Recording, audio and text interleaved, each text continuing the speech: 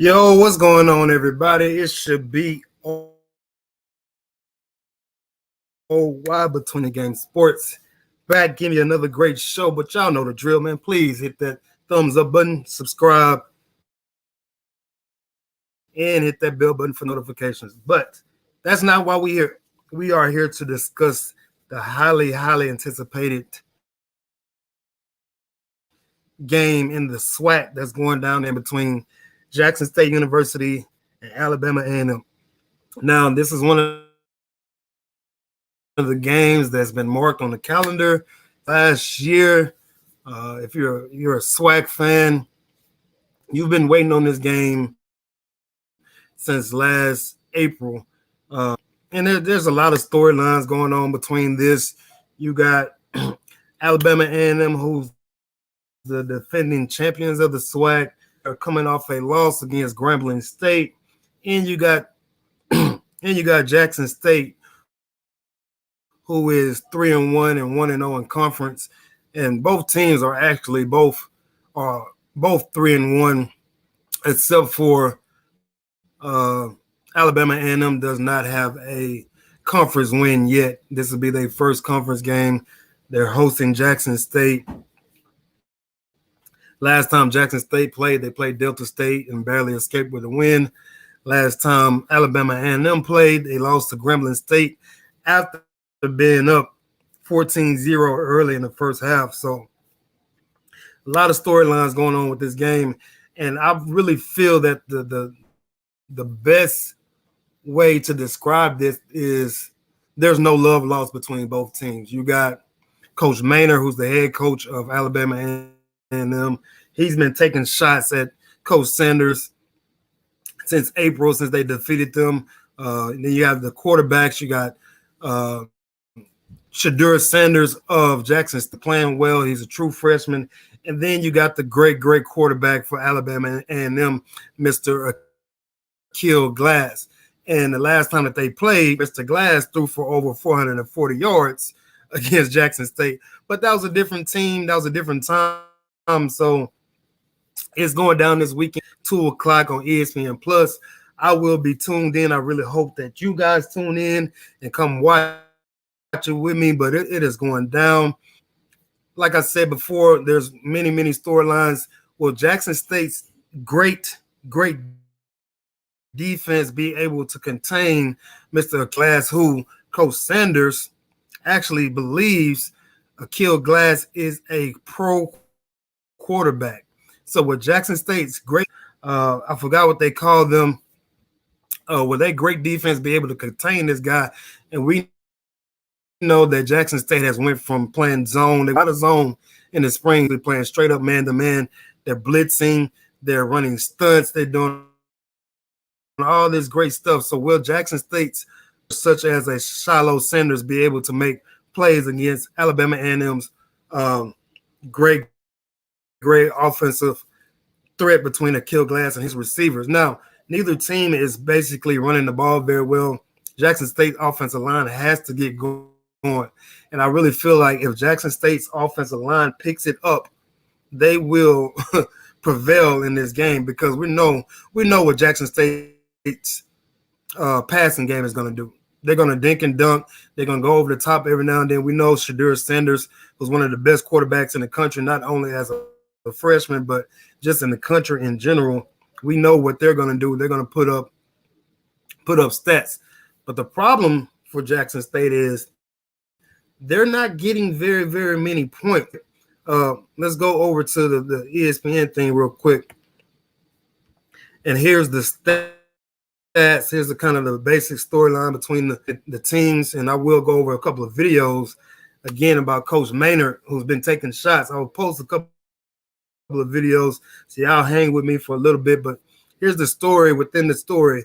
Again, you got Shadur Sanders. He's over 1,000 yards passing already. And now you look at Mr. Glass. Mr. Glass is doing a great job, but he's coming off this last game where he threw 4 interceptions. So basically, he's having a great ratio. He was at 14-2 ratio at one point. So that's a 7-to-1 ratio in terms of TDs and interceptions. And again, Neither team is running the ball great, but as you can see, Alabama A&M is doing it at a much better tick of the receiving core, the leading receivers going into this game. And K. Corbin, he's at 14 receptions, 248 yards. But again, Jackson State is coming off an escape against Delta State a couple of weeks ago, and Gremlin State is coming off a tragic loss to Gremlin State at 37-28. Now, many will say that Alabama A&M was overlooking Gremlin because Gremlin hadn't won a game up to that point, and they were looking towards playing Jackson State, and they had a bump in the road. But again, the new rankings are out. You have Jackson State, the new number 1 in the SWAC. Then you have Alabama A&M coming in at number 2. So this is a top 5 matchup in the SWAC. So everybody's eyes is going to be tuned into this game. Again, it's at 2 o'clock on ESPN Plus. I'm going to be tuned in. I hope you tune in. For those who are in here, man, I really hope that you have subscribed to this channel. Please like this show. And please hit that thumbs up button. Don't forget to comment. If you want to comment, if you want to call in, I'm going to put the number up. You can call in and give your thoughts about it. Alabama A&M, their key to winning would be if they can keep their turnovers down. And I really think this past weekend against Gremlin State was more of a anomaly than anything because, again, before that, Mr. Cass was not throwing interceptions like that. He had 4 interceptions in one game compared to 2 in the previous 3 games. So, as you can see the stats here, they're putting up great. I mean, absolutely great offensive number. They're averaging 36 points a game. But the Jackson State defense is only allowing 12.8. And again, Jackson State could easily be 4-0 if they can get a touchdown against the game against ULM, which I did do. And their defense held it together. They only gave up 4 field goals to Louisiana Monroe, and they were able to come out. And they came out losing that game. But if they could have got 1 touchdown, another touchdown, I'm sorry, they could have won that game. So it's interesting to see. And again, I said that if Jackson State's rushing game can get going, if their rushing game can get going, Alabama A&M is going to be in a world of trouble. And here, again, I spoke about it. He's thrown for over 666 yards. He leads them in a completing percentage and touchdowns and stuff like that. If he can get that completion up, that'd be great. But he's averaging 330 yards a game, and that's crazy numbers. Shadur Sanders, again, 2.7, but look at his completion ratio. It's 72.5%. I mean, that's mind-blowing. That's mind-blowing numbers, and not only for a freshman, but for anybody in the country. So these are your guys. These are your key guys. Peyton Prickett is the number 1 running back for Jackson State, but he's not, again, he's only averaging 40 yards a game. If Jackson State can ease some of this pressure off Shadur Sanders with the running game, they will prevail. In my Newman, he's been a great addition to this wide receiving core. He leads them with 30 receptions, 1 touchdown though. So you got playmakers on both sides, man, and it's going to be interesting to see. And I didn't watch much of the Alabama A&M game against Gremlin, but I did see that they have plenty of playmakers. And so my number 1 thought for this is, can Jackson's the daunted defense hold it down against Alabama A&M's prolific offense? As you can see, as I said earlier, they're averaging 36 points a game. And Jackson State is nowhere near that. So now let's bring up the coaches. You got Coach Maynard, who's coming off a great season last year in the spring. They go out and they win the SWAC outright, I believe. And then you got Coach Deion Sanders, who's, he's a lightning rod. Of media is going to come pay attention. They're going to watch. And so they got a little back and forth going, and I'm going to play a couple of videos and let you hear it. And then this all started in the spring last year with Coach Maynard after after their win against Jackson State. If I can bring it up, there we go. So this all started last year, right? And they've been going at it back and forth ever since. So I'm gonna play this first video. This is Coach Sanders kind of responding to Coach Maynard comments right after the game. So Coach Sanders speaks first, and then they have Coach Maynard come in and talk. But this is the first instance. I understand those guys in its totality. They're trying to make a name for themselves, and you got to take a shot at me to do that. I don't come from the place where you step on another person to make yourself look taller. I don't come from that place. I come from the place of you just do your work, you work your butt off. And God is going to shine the light on who he shines the light on. You just be prepared when that light shines. I don't get into that. I'm pretty good at that, but I don't get into that. He got assistant coaches. He got NFL coaches. He talked about how good his staff is and how good they are. So I'm sure that he can lean on those guys for advice. So he didn't call me, but, he's the enemy. He's the enemy, I'm not going to give him any advice. You told him to practice at 6 o'clock in the evening. Yeah, I told him, recruit some more 5-stars. You talking about all the 4 or 5 stars you recruited. You're not the only one to recruit 5 stars and 4 stars. We do too. Let's go. We got guys coming back next year too. Yeah, everybody waiting for next year. Well, we're playing right now. Okay? Everybody like their team at the beginning of the year. Right. So, it is what it is. So I'm going to have some different players out there next year too. I'm not going to play with the exact same team. So let's go. Bring it. We here. We ain't going nowhere. Hey, man, I love it, dude. Hey, I don't know much about Coach Maynard, man, but from what I can tell from right there, man, dude, first of all, he's funny. Second of all, he's confident in his delivery, man, which makes him more and more funny. And so, and again, that was in the spring. This is after A&M went in to Jackson State and defeated them, I think, by like 9 last year. And again, Akil Glass threw for 440-yard offense. Oh, this is why Coach Glass was just talking about all those 4-star and 5-star dudes that Coach Sanders and Jackson State got. So I love that kind of back and forth, that banter.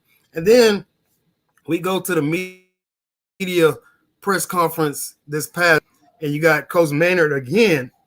He's just kind of, I don't know if he's serious with it, but he's just kind of joking, throwing little jabs here and there, man. You can take it how you want it, but he makes he speaks about Coach Deion Sanders,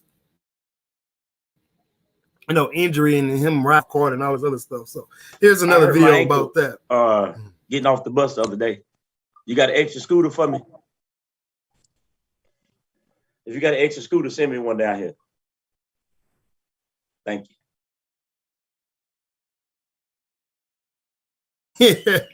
Again, man, I don't know if he's facetious or not, man, but he's kind of funny to me. Man, again, man, for those who are in here, man, please like the show, man. If you're on Facebook, man, please like the show and share it. If you're on YouTube, man, please hit that thumbs up button, subscribe, and hit the bell button. Again, we're discussing the great matchup between Alabama A&M and Jackson State this weekend, and that was just Coach Glass right there.